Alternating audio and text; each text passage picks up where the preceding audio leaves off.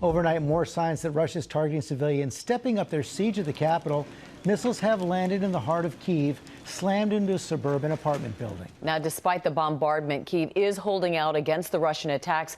Ukrainian President Zelensky releasing a new message telling his people to stand strong and fight. All this as Zelensky gears up to address Congress and the American people tomorrow. We have team coverage this morning. Our senior foreign correspondent, Ian Pannell, starts us off with the latest on the ground in Kyiv. Good morning, Ian. Yeah, good morning, Michael. I just want to show you the scene of one of those Russian strikes this morning here in the heart of the city. You can hear the sound of the alarms from the buildings that suffered some of the blast damage. You can see the debris on the ground there. And if we move across, you can see all the storefronts blown out. And the same is across every single window in that block. And what we're seeing, I think, is a change in Russian tactics. In some senses, their land movement has stalled, and now they're targeting infrastructure, hitting civilian sites, as well as defense industries. Overnight, more strikes on Kyiv. 3 areas hit, including this 15-story apartment block. At least 2 people reportedly killed as rescuers search for residents reportedly trapped under the rubble. With Russian forces trying to bear down on the nation's capital, the aerial bombardment is increasing. This is the moment a Russian missile destroyed a building right in the heart of the capital on Monday. The projectile intercepted and then crashing into the street, killing at least 1 person and wounding several others. Another Russian missile striking a different apartment building in a residential neighborhood. This is exactly what indiscriminate Russian bombardment actually looks like. An apartment block struck by a missile at 5 in the morning. And you can see the incredible damage that it's done. And scenes like this are being played out across the country.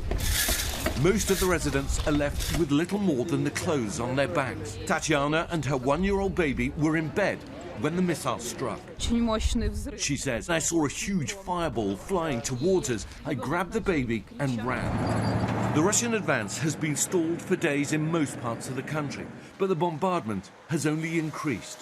And on the heels of the strike in western Ukraine near the border with Poland, a NATO ally, there are concerns the conflict could escalate. The prospect of nuclear conflict, once unthinkable, is now back within the realm of possibility. Images released by the Ukrainian military from the port city of Mariupol reveal the true horror of this war and the tactics now being deployed by Putin. The city's shell-shocked residents have been under siege for over a week, with little to no access to power, heating, food and water. Just last week, an horrific airstrike on a maternity ward and children's hospital in the city.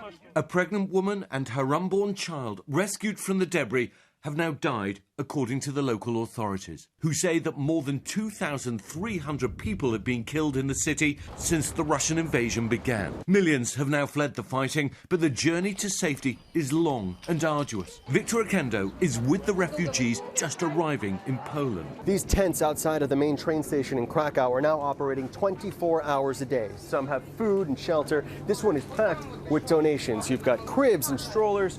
To close, the latest numbers, some 72,000 refugees crossed the border into Poland overnight. The total here now approaching 2 million. Ukraine's President Zelensky addressing his nation once again, saying we need to stand strong and fight in order to win and reach the peace Ukrainians deserve. And in Russia, despite the clampdown on dissent, some are resisting. This young woman interrupts a state TV broadcast with a sign saying stop the war. Don't believe propaganda, they're lying to you. The broadcaster cutting the feed, and like other protesters, the woman now arrested.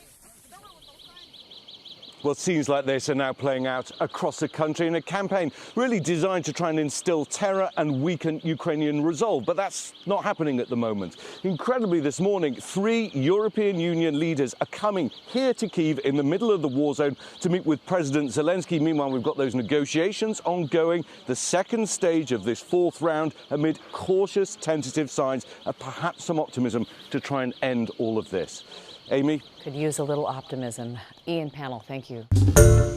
Hi, everyone. George Stephanopoulos here. Thanks for checking out the ABC News YouTube channel. If you'd like to get more videos, show highlights, and watch live event coverage, click on the right over here to subscribe to our channel. And don't forget to download the ABC News app for breaking news alerts. Thanks for watching.